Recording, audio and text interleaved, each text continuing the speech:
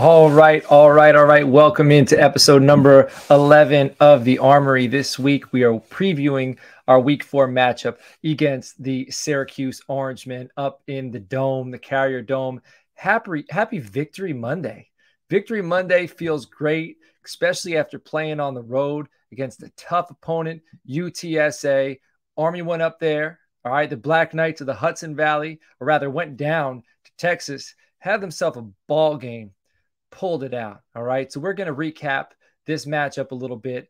All right. The matchup between us and the Road Runners. And then we're going to preview our matchup between us and the Syracuse Orangemen. Before we do that, I'm on the CFB Nation. Make sure you like, comment, subscribe, all that good stuff. We have tons of college football content on this network. And if you play fantasy football or if you are into the NFL, check out toiletstotitles.com and the Toilets to Titles podcast network for all your fantasy football needs. I am on the Twitter at Coach Sheps again. So thank you very much for all that. Thank you for tuning in. My shows have been doing very well. This is my first season covering Army football. And man, you guys are making it worth it for me. And it has been a very fun time. So I appreciate you. Thank you for all the support. I'm going to continue doing this thing. So week 3, UTSA down in Texas, big opponent. All right. This is a tough opponent. We pull it out 37-29. Both teams seemed very evenly matched in the trenches. Army just seemed more determined, more disciplined. Okay. Shout out to Quinn Moretsky, 3 for 3 in field goals, 1 from 23, 1 from 45, 1 from 36. He was 4-4 in extra points. Coach Thatcher was absolutely cooking this week. He had the offense in a rhythm, showed some great play designs and concepts. Like there were a few plays. That one play, running back went out in a swing pass for a 4th down, dumped it off to him. There was a play when we gave it to the running back threw it to Isaiah Alston. I like that he dipped into his bag because not only did that help us move the chains, continue to possess the ball, but that put stuff on film that other opponents now need to watch. And they're going to be on their toes and looking for that stuff, which might open up some of the simpler things we do. And then Bryson Daly, complete control of the offense, tough, gritty, decisive running, moved the chains, allowed us to dominate possession. This was the best game I saw from him. Daly earned my respect, earned the respect from the rest of his team. He held it down. Shout out to Bryson Daly. At halftime, it was 2014. All right. Things got a little bit dicey late. Number 7 for UTSA, number 7, Cephas. He had a big touchdown in the third. It was quick, like 60 to 70 yards. Felt like a little bit of a momentum shift. Then they go for an onside kick. And it felt like at that point, it was like a must score. Like Army needs to get down there and score, stay ahead. All right. But they go for the onside kick. It looks like UTSA gets the ball. Number 45 hit somebody before the ball got past the 10-yard line. Penalty. Army gets the ball. But, man, that could have been a shot in the arm for UTSA, and I was very nervous about that. After that, though, my guy Noah Short for 6. All right, he was in the middle of the trips on the left-hand side, kind of does a fade, wide open. Excellent concept. UTSA had nobody around him. Daly put it right where he needed to. Sometimes those easy throws are the tough ones to make. So Noah Short gets in the end zone. Last week, he had an opportunity to down the seam on the right-hand side where, he was thrown just a little bit over, man. So I'm glad he got into the end zone. Daly, again, showed great vision, decisiveness, toughness between the tackles, just continuing to move the chains there. Jackson Powell, towards the end of the game, he had one of the biggest plays in the game. It was 3rd and 7. 3 minutes and 57 seconds left. It felt like UTSA still had a shot, gets a good jump on the ball, gets around the edge, dips his shoulder, goes into the tackle, brings it home, gets to the quarterback, sacks him. And I was just left saying, what a change from week 1 versus ULM to now versus UTSA. Monster win. Army is on the right track. And if you watched after week 1, I wasn't panicking. I expected the offense to have growing pains week 1, and the defense dominated. And now I also said offense is going to get better. They're going to start to control the ball a little bit more, which is in turn going to help the defense. So later in the game, the defense is going to have more energy, and it's going to be able to play better.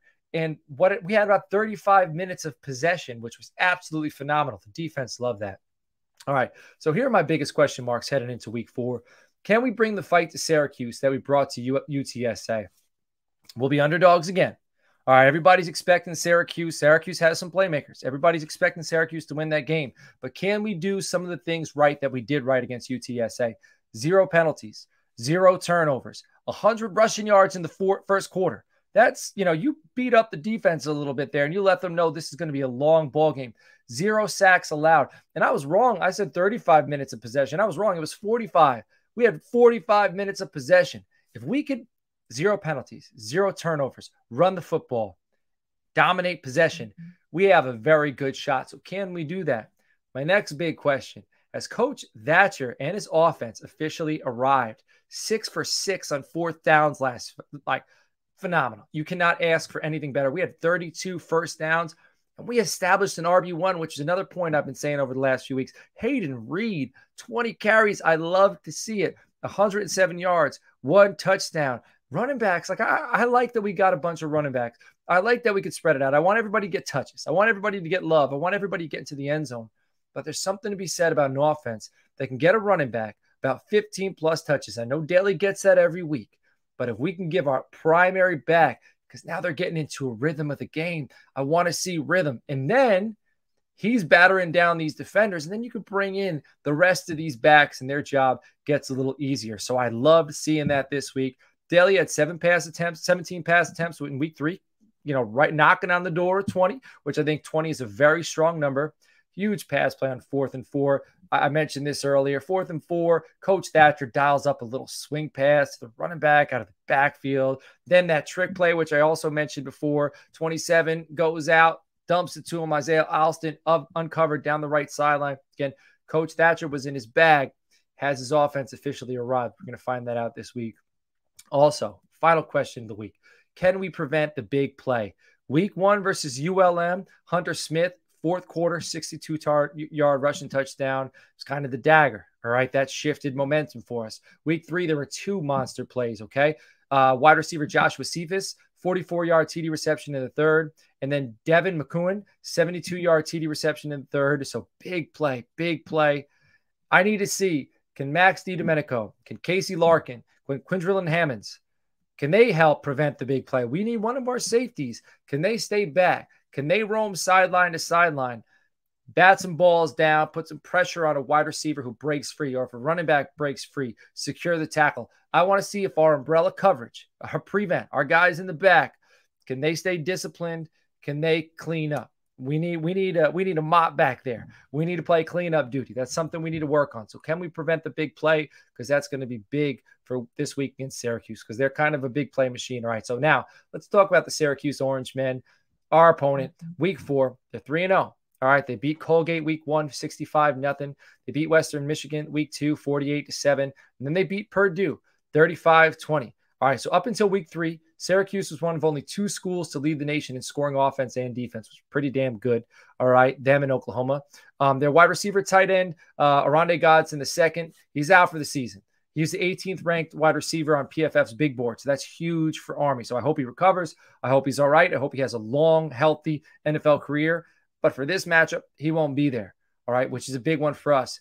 But without him, they have 3 wide receivers, they as in the Syracuse Orangemen, who average over 19 yards per reception. Those are big numbers. Lamari Hatcher, Isaiah Jones, and Donathan Brown. All right, through 3 weeks, they have 741 yards rushing while only allowing 345, as opposed to Army, who has 743 yards rushing, allowing 437. They have 25 penalties against Syracuse for 237 yards. All right, so they get penalized. Army has 7 for 85. Okay. And then finally, the last note about the Syracuse Orangemen, they average about 29 minutes of possession per game. So their opponents tend to have the football a little bit longer.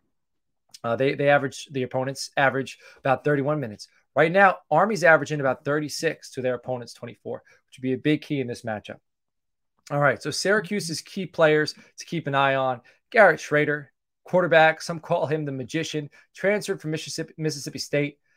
Massive game against Purdue. Okay. 14 for 28, 184 yards, 1 interception, 25 carries, 195 yards, 4 rushing touchdowns. Those 4 rushing touchdowns versus Purdue were a school record for quarterbacks.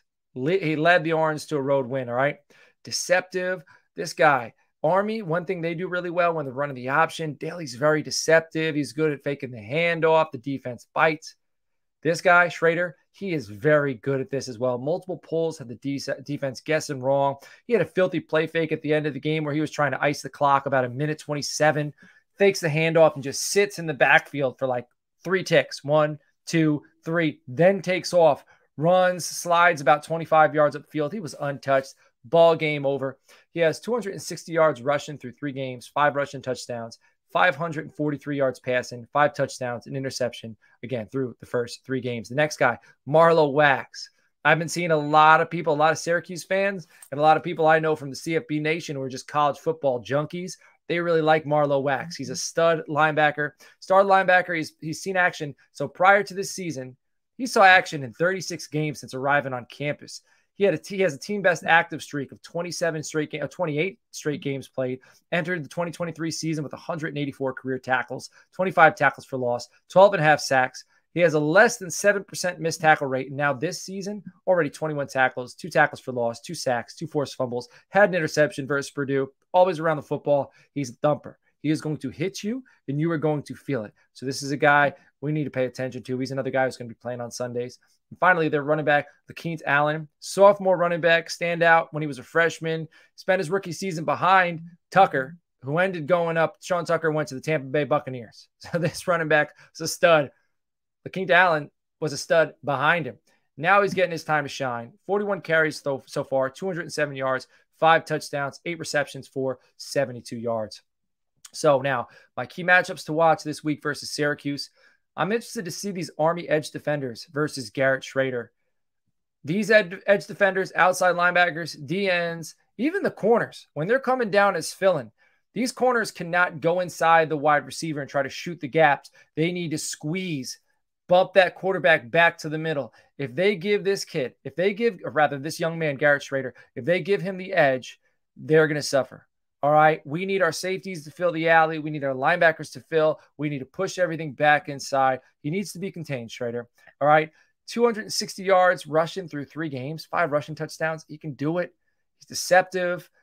But his deception, because our defense is so used to that at practice, they practice against that type of deceptive offense all summer. They get to see it all summer. Even these coaches get to see it. Is that going to benefit us? Are our edge defenders, our linebackers going to be doing a better job of being disciplined and containing because they're used to that kind of deception? So that's a key matchup I'm interested in watching. The next one, the Army rushing attack against Syracuse's rushing defense. Army's rushing attack, Coach Thatcher was able to get the rushing attack with Hayden Reed going, 20 carries. The rest of the ball carries look very good. But Syracuse has only let up about 345 yards through 3 games. They're kind of bend but don't break. They haven't really let up a monster game to a running back. And if Army is going to be in this game and win this ball game, Army needs to run the ball for over $180, okay, which hasn't been done to Syracuse yet. Army has totaled 743 yards. So whoever they've played, they've been able to get it done. So I believe Army, this backfield, can't get it done. Something's got to give. We got to keep an eye on this, and this will be telling very early on. Finally, the last key matchup I'm interested about, similar to what I had last week. Jabari Moore, who's 5'11", Cameron Jones, who's 5'9", and Bo Nicholas Paul, who's 5'11", versus Damian Alford, 6'6", 210 pounds. All right, again, he's averaging over 19 yards per reception. Isaiah Jones, 6'4", 200 pounds. These are some big field stretchers. And these corners are going to have their hands full combating these players for the football. So it's another one of those games where Jabari, Cam, Bo, they need to bring their lunch pail to work because it's going to be 60 minutes of nonstop competitiveness on the outside with these wide receivers. Because here's the thing. When you got a quarterback like Garrett Schrader, who's mobile, who can keep the play alive, and he's got ball carriers, or rather receiving options, that are taller than 6'2", and he knows he can just put that ball up, and there's a good chance one of these guys is going to come down with it.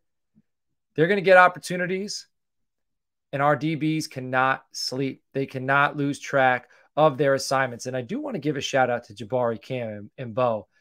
On the other side, playing the run, the way they've come downhill on outside running plays. I coached DBs for 7 years. I coached wide receiver for 7 years. And for wide receivers, I preach, you don't block, you don't see the field. DBs, if you don't stick, if you don't fill, you don't see the field. And these young men are doing a hell of a job filling. and they're doing a great job covering. They're going to be tested again. We need to shut down these wide receivers. We need to contain this quarterback, and we need to move the ball. We need to run for 180 plus yards. We need to dominate possession again. We need to have about 37 minutes, all right, of the play clock on the offensive side of the football. We do those things. We don't commit any penalties. We got a shot. We are going to beat the Syracuse team if we do those things. So again, I am Coach Sheps. You can find me on the Twitter at Coach Sheps. I'm with the CFB Nation. I recommend you subscribe. You hit the bell. We got tons of content on there, all sorts of college football content, recaps, highlights, specific team things. If you want to discuss with me anything, I'm in multiple Army Facebook groups, or you can just throw me a comment in here, anything you think I should bring up in the future, or you can email me, toiletstotitles@gmail.com. I'll cover it. If you play fantasy football, toiletstotitles.com. Also on Sundays in the Toilets to Titles YouTube channel, we have a live start-sit show. So if you're playing fantasy football, you got some questions about your lineup, check out Toilets to Titles on YouTube. Tune in every Sunday, 10:30, 12:30. And go Army. Next week, I'm hoping we're starting this conversation 3-1, moving on to the next opponent. So everybody, I appreciate you. Take care. Enjoy your Victory Monday. Enjoy your week.